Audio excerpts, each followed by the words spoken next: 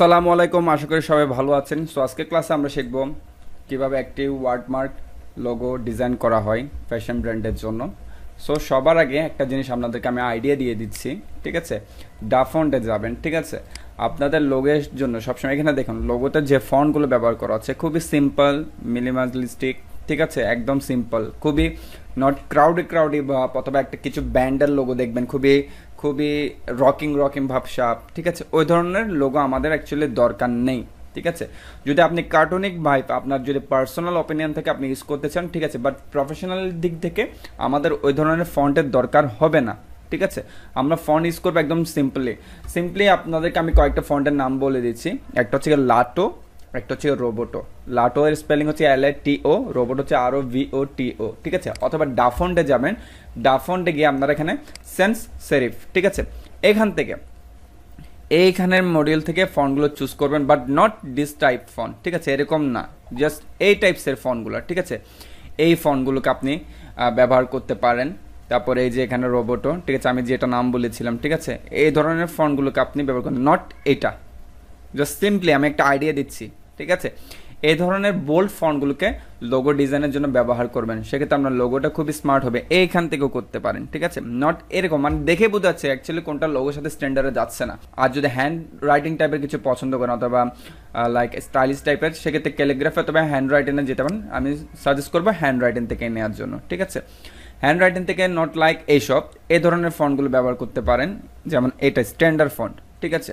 আর এইসব ধরনের ফন্টের ক্ষেত্রে যেমন ক্যালিগ্রাফি থেকেও আপনি চুজ করতে পারেন, কিন্তু সবসময় মনে রাখতে হবে এই ধরনের ফন্টের ক্ষেত্রে সবসময় আপনার ব্র্যান্ডের নাম সাপোজ দিলেন অ্যাটাক ক্যাপিটাল লেটার দিবেন, বাকি আপনার যেসব আলফাবেট থাকবে ওগুলো সবগুলো স্মল লেটারে দিবেন আপনি, ঠিক আছে? সো এটা হচ্ছে কি বিষয় ফন্টের চুজিংয়ের ক্ষেত্রে আমি একটা আইডিয়া দিয়ে দিলাম। সো লোগো ক্রিয়েটের ক্ষেত্রে সবসময় ক্রিয়েট নিতে যাবেন, যেহেতু আমাদের লোগোটা আমাদের পরবর্তীতে প্রিন্ট করতে হতে পারে, সেক্ষেত্রে আমরা এটা কিসে করবো, RGBতে না CMYK-তে করবো, ঠিক আছে? দেন ক্রিয়েটে যাব।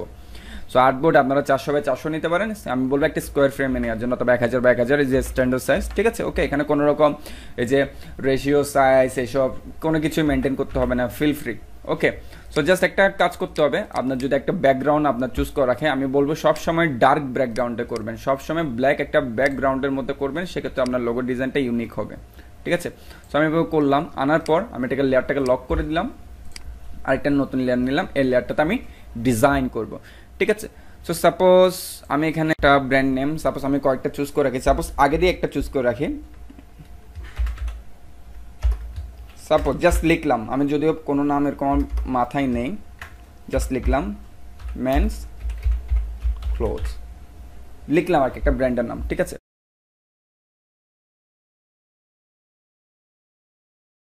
সো আমি এটাকে কপি করলাম, সো এই নামটাকে আমি কপি করলাম, আমি আমার জন্য ফন্ট চুজ করব, ঠিক আছে? জাস্ট দেখিয়ে দিচ্ছি, যেহেতু সবগুলো অল ক্যাপস, দেন ম্যান ক্লোজ আমি লিখলাম ম্যানস ক্লোজ, ঠিক আছে? ফাইন, আমি এখান থেকে সেন্স সেরিফে যাব, এখান থেকে একটা স্ট্যান্ডার্ড ফন্ট আমি আমার ডিজাইনের জন্য ইউজ করব।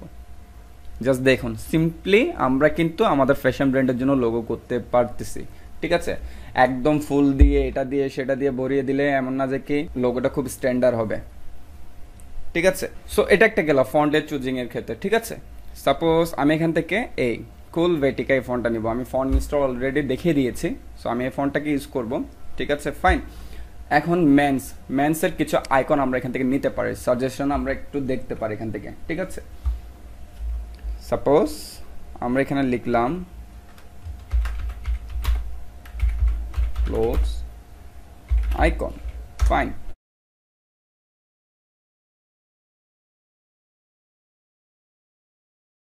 সো এমন না যে কি তাই বলে আমি এখানে একটা মেন্স বসিয়ে দিব, সিম্পলি কিছু ফোল্ডেড তাদের টাই ভাঁজ করা এরকম কিছু একটা আমি চাচ্ছি,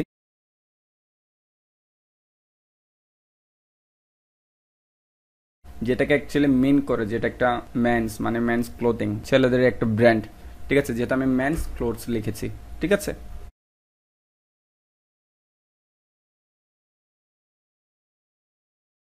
সাপোজ এই টাইপসের আমি একটা জিনিস দিব, ঠিক আছে?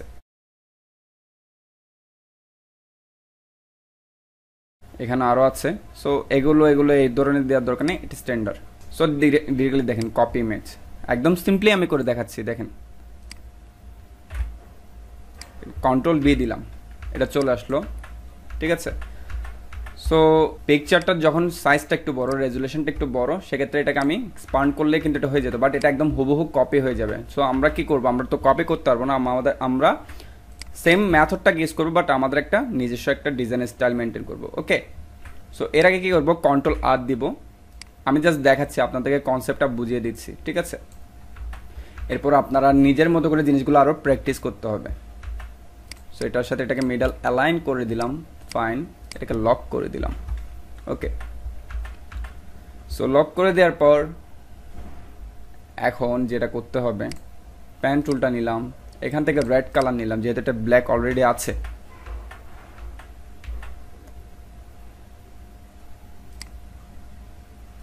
ফাইন, আমি এখানে দিলাম, এখানে স্ট্রেটলি নিয়ে এটাকে আমি কার্ভ করে দিলাম।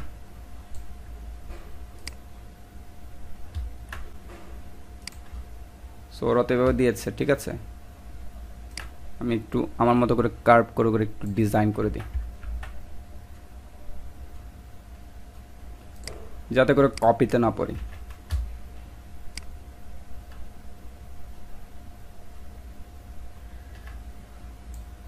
ফাইন, ওকে। সো সব সময় যেহেতু আমরা এটাকে কি করব, রোটেট করতে পারবো, মানে রিফ্লেক্ট করতে পারবো, সেক্ষেত্রে আমরা কি করবো, এই যে আমি যে একটা রোলার প্যানেল নিয়ে এটাকে মাঝখানে লক করেছি, এভাবে করতে হবে। এতে করে হবে যে কি, আমি এখানে হাফটা জাস্ট এই যে লাইনের হাফটা পর্যন্ত ড্রয়িং করবো, দেন রিফ্লেক্ট করে এটাকে অ্যাড করে দিব, তাহলে আমার দুই সাইডটা ড্রয়িং করতে হবে না। আর সেজন্য এইসব টাইপসের ড্রয়িংয়ের জন্য সব সময় সাপোজ যেটা আমার মেইন লাইন থাকবে, ওইটার অন্য পাশে আমার ড্রয়িং করতে হবে। লাইক আমি যদি এই সাইডটা ড্রয়িং করি, তাহলে আমার একটু এই লাইনের বাহির পর্যন্ত নিতে হবে। আর যদি আমি এই সাইডটায়, মানে কি এই সাইডটায় ড্রয়িং করি, তাহলে আমার লাইনের এই জায়গাটা পর্যন্ত নিতে হবে। ঠিক আছে, সাপোজ নিলাম, দেন এখান থেকে এখানে একটু এভাবে দিলাম, দেন এভাবে। ফাইন,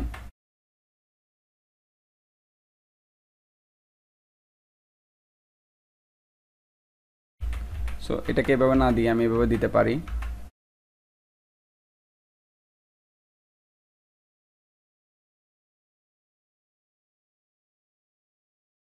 আর একটু কার্ভ করে দিতে পারি। আপনারা যদি প্যান টুলের প্র্যাকটিসগুলো ভালো মতো করে থাকেন, সেক্ষেত্রে এগুলো আরও ভালোভাবে করতে পারবেন।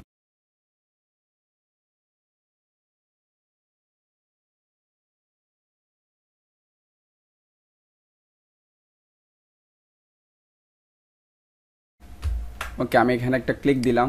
সো এটাকে এইভাবে না দিয়ে আমি এখানে একটু এটাকে কার্ভ করে দিই, কার্ভ করে দিয়ে আমি এখানে অ্যাড করে দিলাম। ফাইন, এখানেও দিয়ে আমি একটু কার্ভ করে দিই, ব্যাস।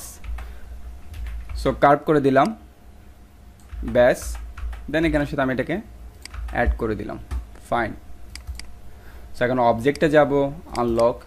ফাইন, এটাকে আনলক করে দিলাম, আনলক করার পর রিমুভ করে দিলাম। দেন এটাকে সিলেক্ট করলাম, প্যাথ ফাইন্ডার, ডিভাইড। দেন এটাকে সিলেক্ট করে আনগ্রুপ, ব্যাস। শেপটাকে রিমুভ করে দিলাম, পুরোটাকে সিলেক্ট করলাম, ব্ল্যাক কালার, এটাকে আমি হোয়াইট কালার দিয়ে দিই। ঠিক আছে, কন্ট্রোল জি, মাউসের right button click, transform, reflect, copy. ঠিক আছে, এটাকে স্লাইড করে নিয়ে আসলাম। ওকে, ফাইন, দেখেন, দেন ইউনাইট। ঠিক আছে, হয়ে গেল, কন্ট্রোল জি দিয়ে গ্রুপ। ঠিক আছে, এখন টাইপ টুলে যাই। ঠিক আছে, টাইপ টুলে গেলাম, আমি এখান থেকে কালারটা হোয়াইট কালার করে দিলাম, শেপ টলটা চেপে ধরে এটাকে একটু বড় করলাম। ঠিক আছে, এখানে আসলাম, সেখানে আমি পুরো লেখাটাকে কপি করলাম, মেন্স ক্লোজ। ওকে, কন্ট্রোল বি। সো আমার এখানে যে ফন্টটা ছিল, এই যে আমার এখানে যে ফন্টটা ছিল, ফন্টটার নেম হচ্ছে গিয়ে, আমার যেহেতু এটা ইনস্টল করা আছে, আমি এটাকে আর নিচ্ছি না, কোলভেটিকা। ঠিক আছে, সো আমি এটাকে কন্ট্রোল টি দিলাম, এখান থেকে আমি ফন্ট কোলভেটিকা রেগুলার, এটাই। ঠিক আছে, সো এটাকে আমি একটা এই সাইডে রাখি, এটাকে আমি সিলেক্ট করে অবজেক্টে গিয়ে এক্সপান্ড করে দিই। সো অনেকে লোগের মধ্যে বিভিন্ন রকম কালার ইউজ করেন, খুব গিরগিটে গ্রেডিয়েন্ট কালার, এই কালার সে কালার, বিভিন্ন রকম লাইট কালার, বিভিন্ন রকম কালার একটা শেপ দেন, করবেন না।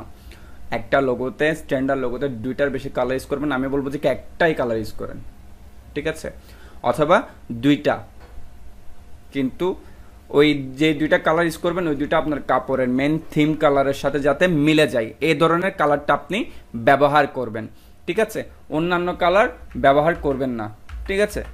সো যেটা আমাদের দরকার নেই আমি কিন্তু এটা এখানে দেখাচ্ছি না, ঠিক আছে। অনেকগুলো লোগোতে গ্রেডিয়েন্ট কালার দরকার হয়, বাট আমাদের লোগোতে গ্রেডিয়েন্ট কালার দরকার নেই, এগুলো অ্যাপসের লোগোতে, বিভিন্ন রকম ওয়েবসাইটের লোগোতে দরকার হয়, আমাদের ফ্যাশন ব্র্যান্ডের লোগোতে এগুলোর কোনো দরকার নেই। এটাকে দেখেন, এটাকে আপনারা কি করবেন, কয়েকটা ভেরিয়েশন করবেন। সো আগে দিয়ে এটাকে কয়েকটা ভেরিয়েশনের জন্য কপি করে নিই। ফাইন, সবার প্রথমে এখান থেকে এমটাকে আমি রিমুভ করে দিলাম, এটাকে নিয়ে আসি, শিফট অল্টার চেপে ধরে ছোট করে দিলাম, ঠিক আছে। মেন্স, এটাই হচ্ছে কি এম, ঠিক আছে, মেন্স ক্লোজ, ওকে। দেন এখান থেকে আমি ওটাকে রিমুভ করে দিলাম,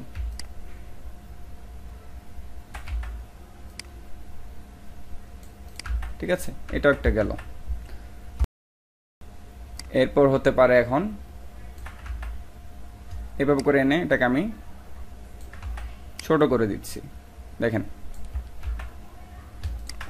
এম এর সাথে এটাকে আমি অ্যালাইন করে দিলাম, মিডল বরাবর লাইন করলাম, এখন নিচের দিক দিয়ে এটাকে আমি টেনে বড় করে দিচ্ছি, ঠিক আছে। কালার হোয়াইট থাকার কারণে এটা বোঝা যাচ্ছে না, একদম নিচে পর্যন্ত লাগালাম, ঠিক আছে। দেন দেখেন এটাকে সিলেক্ট করে রেখে, মানে এটাকে সিলেক্ট করে রেখে অবজেক্ট প্যাড, অফসেট প্যাড, ঠিক আছে। সো এটাকে আমি মিলটারে রাখি, দেন পয়েন্ট একটু কমিয়ে দিই। সো এটাকে যদি আমি রাউন্ডে দিই বেটার, দেন ওকে, ওকে দেওয়ার পর বাইরের শেপটা সিলেক্ট করে এমটাকে সিলেক্ট করলাম, শিফট এম, ঠিক আছে। জাস্ট দেখে শুনে কাট আউট করতে হবে, আর কিছুই না।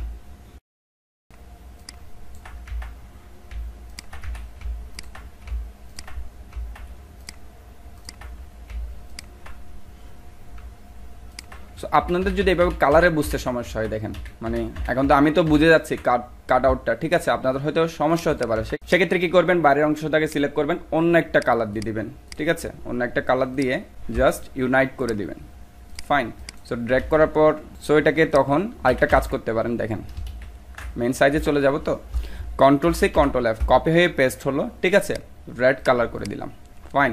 শিফট অল্টার চেপে ধরে রাইট সেকেন্ড ব্র্যাকেট দিয়ে এটাকে উপরে পাঠিয়ে দিব, অবজেক্ট থেকে প্যাড থেকে অফসেট প্যাড, ঠিক আছে, 2 পয়েন্টে সেম রেখে ওকে, ঠিক আছে। রেড কালারটাকে সিলেক্ট করবো, ইউনাইট করে দিব, সরিয়ে দেখার পর দেখবো যে এখানটা আছে, ওকে ফাইন। দেন এমটাকে সিলেক্ট করবো, এমটাকে সিলেক্ট করে শিফট এম, জাস্ট রেড এরিয়াটাতে অল্টার ক্লিক করে জাস্ট ক্লিক করতে রাখবেন, অল্টারটাকে চেপে ধরে রেখে just click, fine, okay. Just এখন এখান থেকে শিফট এম দিবেন, এই অংশগুলোকে কেটে দিবেন। দেখেন আমি একটা ভেরিয়েশন থেকে কিন্তু আপনাদেরকে অনেকগুলো করে দেখাচ্ছি, এটা গেল, এগুলোকে দেওয়ার দরকার নেই, এগুলোকে আমি কেটে দিই, শিফট এম, এগুলোকে কেটে দিলে বেটার লাগবে। দেখেন এম আছে কিন্তু কি এটা কি হয়ে গিয়েছে, কাপড়ে চলে গিয়েছে। সো দেখেন লোগো যেটাই করবেন সেটাই সুন্দর হবে কথা নেই, যেটাই করবেন সেটাই সুন্দর হবে কথা নাই, মেন সিস্টেমটাকে ক্রিয়েট করে ওটাকে বিভিন্ন রকম ফরমেশনে অ্যাপ্লাই করে দেখতে হবে, দেখবেন একটা না হয় একটা ভালো লেগে যাচ্ছে, ঠিক আছে। আমি কিন্তু আগে থেকে মাইন্ডটাই সেট করে রাখি না, আমি এটাকে এভাবে করবো, দেখেন কিন্তু আমি দেখেন কি সুন্দর একটা এম বানিয়ে দিলাম, মেন্স ক্লোথ, ঠিক আছে। আরও আছে, এটাকে আবার নিয়ে আসলাম, কিসে দেওয়া যেতে পারে, ঠিক আছে, মেন্সে তো দিলাম, এখন জাস্ট এটাকে এখানে নিয়ে আসি, শিফট অল্টার চেপে ধরে নিয়ে আসি। সো এটাকে একটা কাজ করবো, দেখ এতটুকুতে রাখার পর ও এর সমান করে একটা ইলিপস নিব, জাস্ট ওটা যতটুকুতে আছে দেখেন সেম ভাবে একটা শেপ করব। সো কালারটা একটু পরিবর্তন করে দিই যাতে করে বুঝতে সুবিধা হয়, ওকে। আমি জানি হুবহু হবে না, কিন্তু আমাদের হুবহু তাও করতে হবে। কি করব, এর জন্য অ্যাড অ্যাঙ্কর পয়েন্ট নিব, এখানে একটা মিডল অ্যাঙ্কর পয়েন্ট ক্রিয়েট করে দিলাম, এখানে একটা সেম, এখানে একটা, ব্যাস এখানে একটা। ডিরেক্ট সিলেকশন টুল নিলাম, এটাকে ড্র্যাগ করে সাইডে নিয়ে আসলাম, টুল এটা ড্র্যাগ করে সাইডে, ডিরেক্ট সিলেকশন টুল দিয়ে এখানে ডাবল ক্লিক জাস্ট সাইডে। বাকিগুলো আমি সেট করব বাট অল্প অল্প করে, ফাইন। এখন এখানে সিলেক্ট করলাম, এই অ্যাঙ্কর পয়েন্টটা দিয়ে এটাকে একটু করে টেনে বড় করে দিলাম, ফাইন।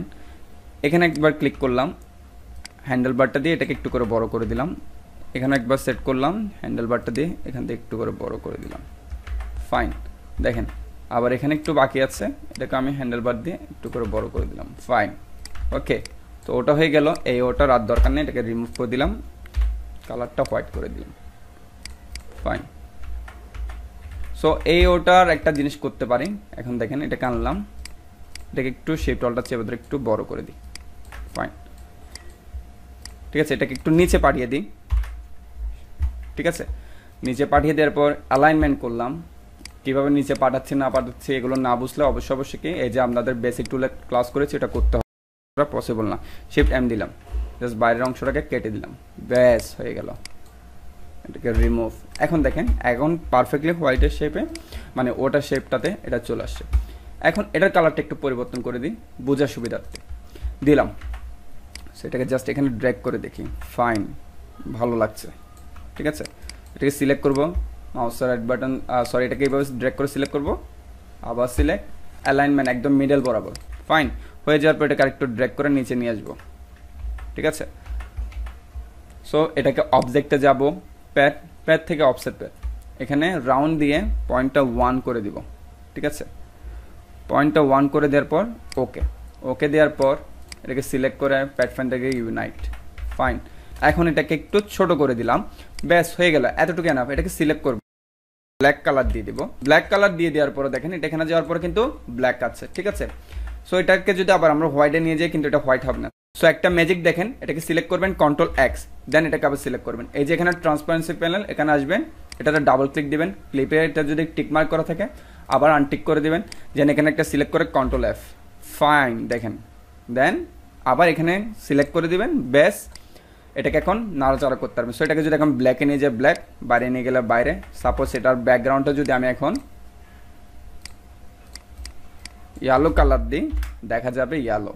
সাপোজ এটা কালার যদি দিই রেড, এটা হয়ে যাবে রেড। চাইলে এটা কাট আউট করতে পারতাম, বাট কাট আউট থেকেও এটা একটু বেটার। যেন এটাকে শিফট অলটা চেপে ধরে একটু ছোট করে দিলাম, ব্যাস। ফাইন, ওকে। সো সবগুলো ভেরিয়েশন চলে আসলো, ঠিক আছে। কন্ট্রোল জি দিয়ে এভাবে করে একটা একটাকে গ্রুপ করে ফেলবো। লোগোতে দেখবেন ট্যাগ লাইন আছে, অনেকগুলো লোগোতে ট্যাগ লাইন নেই। যেসব লোগোতে ট্যাগ লাইন ইউজ করবেন, যেসব লোগোতে ইউজ করবেন না, সেটা হচ্ছে কি কোম্পানির ওনারের ব্যাপার। ট্যাগ লাইনের সময় সবসময় ল্যাপটপ বা রোবটের রেগুলার ভার্সনটা ইউজ করবেন, ঠিক আছে। সো সাপোজ এখানে ট্যাগ লাইনটা হচ্ছে কি, ট্যাগ লাইন দেওয়ার সিস্টেম দেখেন। ট্যাগ লাইনটা হচ্ছে কি, সাপোজ আমি দিলাম উই মেক, অবশ্যই কি অল ক্যাপসে থাকতে হবে, উই মেক ইউ ট্রেন্ডি, ঠিক আছে। সাপোজ আমি এখান থেকে জাস্ট একটাকে করে দেখাচ্ছি, ঠিক আছে। এই একটাকে যেভাবে করে দেখাবো বাকি সবগুলোতে আমার সেম কাজ। শিফট অলটা চেপে ধরে এটাকে ছোট করে দিলাম। সো এটাকে যদি আমি দেখা যায় যে কি বড় করি, এটা সেম আমার লোগোর সাইজে হয়ে যাচ্ছে, হবে না। সো এটাকে একটা মিনিমাম সাইজে রাখতে হবে, কন্ট্রোল টি দিলাম। সাপোজ আমার লোগো থেকে মিনিমাম একটা সাইজে থাকতে হবে, 20 এই সাইজে রাখলাম।